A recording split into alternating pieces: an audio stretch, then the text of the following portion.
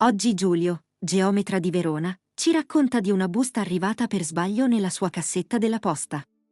Dentro c'era un tabulato telefonico che non doveva vedere, e in fondo all'ultima pagina, un dettaglio che rende tutto ancora più crudele.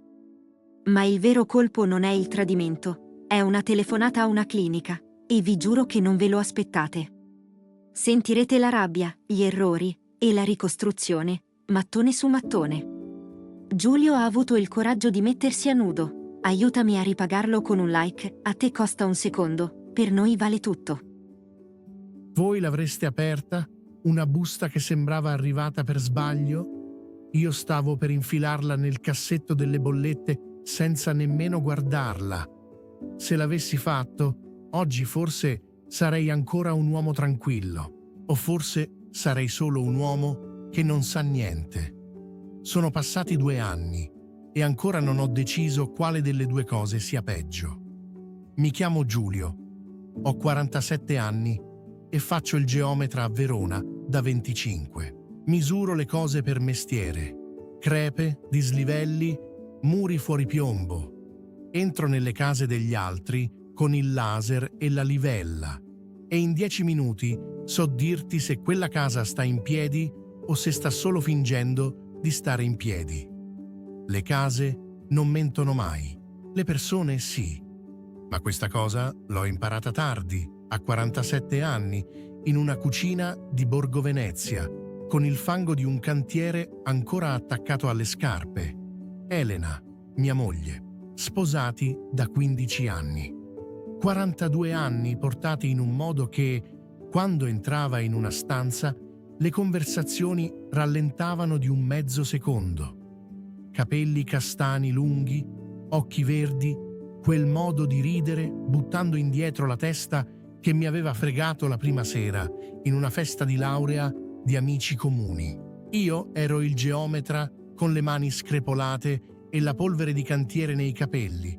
Lei era quella che tutti guardavano. Non mi sono mai chiesto perché avesse scelto me. Col senno di poi avrei dovuto farmi domande diverse. Comunque, da 3 anni provavamo ad avere un figlio. Cure, calendari, la clinica di Borgo Roma. Io avevo smesso di bere e di fumare. Prendevo integratori che sapevano di ferro, facevo esami di cui un uomo della mia generazione non parla volentieri nemmeno col medico. Ogni mese la speranza. Ogni mese niente. Lei mi stringeva la mano sul divano e diceva: "Il prossimo, vedrai". E io ci credevo. Un mese dopo l'altro ci credevo. Poi c'erano loro, Federico e Marta, i nostri migliori amici, la coppia del venerdì sera. Lui aveva uno showroom di arredamento vicino allo stadio, uno di quelli con le cucine esposte in vetrina e il caffè offerto ai clienti. Lei lavorava in farmacia, una donna gentile, di quelle che si ricordano il compleanno di tutti. Cene a casa nostra, il tiramisù di Marta, Federico che portava sempre il vino giusto e mi versava il primo bicchiere. Il giovedì io e Federico giocavamo a padel. Il martedì Elena andava a Pilates e Federico ci dicevano: "Al calcetto, tenete a mente i martedì". Io non l'ho fatto per 3 anni. I segnali c'erano, ovvio. Il telefono sempre a faccia in giù sul tavolo. La palestra frequentata con una costanza da atleta olimpica. Le docce appena rientrata perché il Pilates fa sudare. Un profumo nuovo. Un campioncino della farmacia di Marta. Io leggevo tutto, come si legge un muro appena imbiancato. Bello, pulito, niente da segnalare. Un geometra dovrebbe saperlo, che la vernice fresca certe volte serve proprio a coprire le crepe. La busta è arrivata un martedì di gennaio. Ero rientrato da una perizia in Valpolicella. Avevo freddo, fame e la testa piena di calcoli. In mezzo alla posta, tra una pubblicità e la bolletta del gas, una busta dell'operatore telefonico intestata a me. Dentro il tabulato dettagliato di un numero che non era il mio. Ho pensato a un disguido, un errore di stampa, e stavo già per metterla via. Poi l'occhio mi è caduto su un numero che ricorreva. Riga dopo riga, pagina dopo pagina, 214 chiamate in 2 mesi. E quel numero io lo sapevo a memoria perché era nel gruppo del padel. Era il numero di Federico. Ho letto tutto in piedi, con il cappotto ancora addosso. La caldaia si è accesa e spenta 2 volte. Non mi sono seduto. Ricordo che pensavo una cosa sola. Se mi siedo, diventa vero.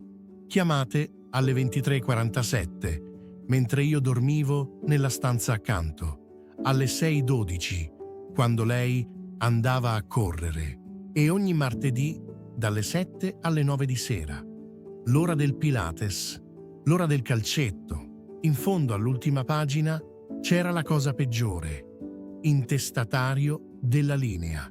Giulio. Una SIM attivata 38 mesi prima in un negozio di zona Stadio, con la fotocopia dei miei documenti, quella della pratica del mutuo, l'ho capito dopo. A debito automatico sul conto cointestato, 9,90 € al mese, voce servizi telefonia, mai notata in mezzo alle altre. Il telefono con cui mia moglie mi tradiva lo pagavo io. Da 38 mesi. Il tabulato era arrivato per un disguido del gestore. Avevano cambiato i sistemi di fatturazione e spedito il dettaglio cartaceo all'intestatario, cioè a me. L'unica volta nella vita che la burocrazia mi ha detto la verità. Non ho detto niente per 6 giorni, non ne vado fiero. Sono diventato uno che spia. Le ho controllato la borsa della palestra e in un taschino interno, sotto l'asciugamano, ho trovato un vecchio Samsung, spento, protetto da un codice. L'ho rimesso a posto con le mani che non erano più le mie. La guardavo cucinare, ridere al telefono con sua madre, addormentarsi sul divano con la testa piegata, e la misuravo. Come si misura un solaio che sospetti sia marcio. Cercavo il punto esatto dove sarebbe crollato tutto. Ho scelto una domenica mattina. La moka sul fuoco, lei in pigiama con i capelli raccolti, la radio accesa bassa. Ho messo il tabulato sul tavolo, tra la moka e la sua tazza. L'ha guardato. Non l'ha toccato. Posso spiegarti. Da quanto? Giulio, ascolta. Da quanto, Elena? Ha guardato la finestra, come se la risposta fosse in cortile. 3 anni. 3 anni. 150 venerdì di cene a casa nostra, con Federico che mi versava il vino e mi chiedeva come andava il lavoro. 3 anni di padel il giovedì. Io e lui, io che gli raccontavo delle cure, del figlio che non arrivava, e lui che mi batteva la mano sulla spalla e diceva: vedrai, arriverà. 3 anni di martedì, 3 anni di 9,90 € al mese. Non ho urlato quella domenica, ho fatto di peggio nei giorni dopo. Ho ricominciato a bere, io che avevo smesso per il bambino. Una notte, alle 2, ho chiamato Federico. 14 squilli, poi la segreteria, e io che non ho detto niente, respiravo e basta, come un idiota. La mattina dopo sono andato allo showroom, l'ho aspettato nel parcheggio e l'ho preso per il bavero davanti a un cliente. Un magazziniere ci ha divisi. Non vado fiero di quella mattina. Le mani mi hanno tremato fino a sera e non era soltanto rabbia. Elena piangeva. Giurava che era finita, che l'avrebbe chiusa lei, che eravamo noi la cosa vera. E io? Questa è la parte che mi costa ammettere. Per una settimana ci ho pensato. Dormivo nello studio, sul divano letto degli ospiti, ma ci pensavo. 15 anni non si buttano per una busta, mi dicevo. Le crepe si possono iniettare, cucire, consolidare. Lo faccio di mestiere. Poi ho chiamato la clinica. Volevo solo spostare l'appuntamento di febbraio, il nostro controllo di coppia. La segretaria ha battuto sui tasti e ha detto, gentile, guardi, il vostro percorso risulta chiuso da giugno, su richiesta della signora. Le ho chiesto di ripeterlo. L'ha ripetuto, più piano, come si parla a uno che sta male. Giugno. 6 mesi prima, Elena aveva annullato tutto, ritirato i consensi, cancellato il cammino. E per 6 mesi mi aveva lasciato lì dentro. Le vitamine, gli esami, il calendario sul frigo, con i giorni cerchiati in rosso. Ogni mese mi stringeva la mano e diceva «il prossimo», sapendo che non esisteva nessun prossimo. Il tradimento mi aveva spezzato. Questa cosa mi ha svuotato. Puoi perdonare un corpo, forse, col tempo. Non puoi perdonare qualcuno che ti fa recitare per 6 mesi in uno spettacolo di cui ha già bruciato il copione. Quando gliel'ho messo davanti, ha detto «Non sapevo come fermare tutto senza perderti». Ci ho messo qualche giorno a tradurre. Voleva dire senza farmi scoprire. Restava una cosa da fare, la più difficile. Ho scritto a Marta «Dobbiamo parlare, da soli». Un bar vicino a Ponte Pietra, febbraio, i tavolini mezzi vuoti e il rumore del fiume sotto. È arrivata con il cappotto abbottonato fino al collo e non l'ha mai aperto. Gliel'ho detto piano, con le parole più pulite che ho trovato, senza aggettivi. Lei ha tenuto le mani intorno alla tazza e ha guardato dentro per un tempo lunghissimo. Poi ha detto solo «I martedì». Federico, il martedì, aveva il calcetto. E siamo rimasti lì. 2 adulti in un bar, a fissare un tavolo come si fissa una voragine. Elena è andata da sua madre a Villafranca. La casa di Borgo Venezia è diventata enorme e silenziosa, piena di rumori che prima non sentivo. Il frigo, la caldaia, il vicino che sposta le sedie. Dormivo sul divano perché il letto era territorio nemico. La sera rileggevo il tabulato come ci si gratta una ferita. Sapevo gli orari a memoria e continuavo a rileggerli lo stesso. Una notte di fine febbraio sono finito a camminare sul Lungadige, dalle parti di San Giorgio, con la nebbia che si mangiava i lampioni uno alla volta. Sono rimasto un'ora appoggiato al parapetto a guardare l'acqua nera. Non pensavo a niente di stupido, questo voglio dirlo.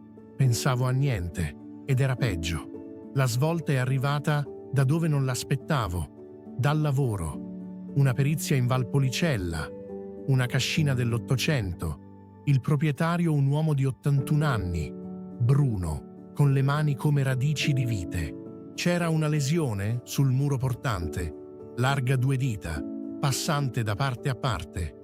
Gli ho detto la verità, perché ai clienti la dico sempre. Questa crepa non si sana.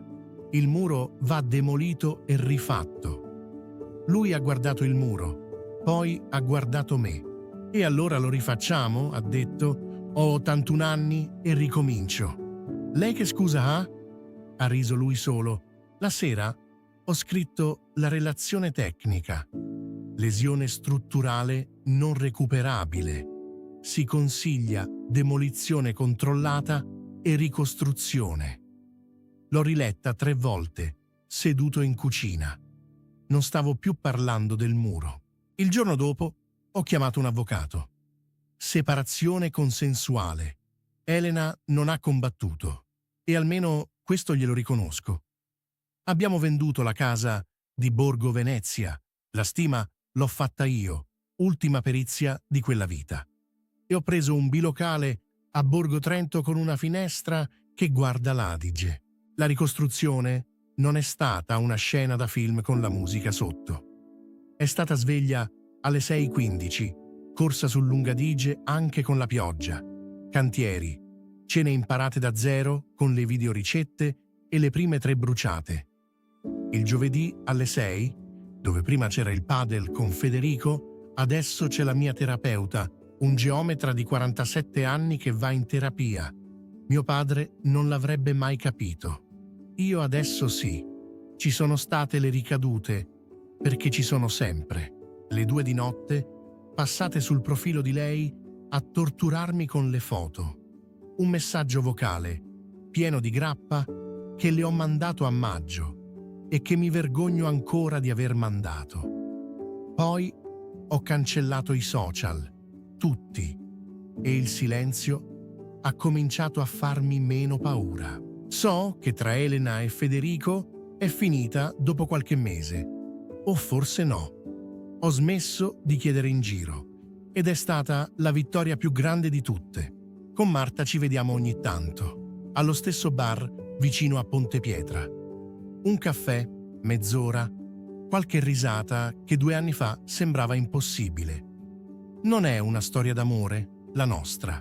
È un'amicizia tra 2 sopravvissuti allo stesso naufragio. E per adesso va bene così com'è. Faccio ancora il geometra. Le crepe nei muri non mentono mai. Ti dicono subito se una casa sta in piedi o se sta per venire giù. Le persone no. Le persone sanno intonacare. Ma una cosa l'ho imparata in questi 2 anni. Quando una casa crolla, i mattoni restano. Sta a te decidere se passare la vita a guardare le macerie o se sporcarti le mani e tirarne su un'altra. Più piccola magari, con i muri un po' storti, ma tua e stavolta. Le misure. Le crepe nei muri non mentono mai, le persone sì. Ma i mattoni, dopo un crollo, restano e Giulio con quei mattoni ha tirato su una vita nuova. Se questa storia ti ha toccato, qui accanto ne trovi un'altra che devi assolutamente sentire. Ci vediamo lì.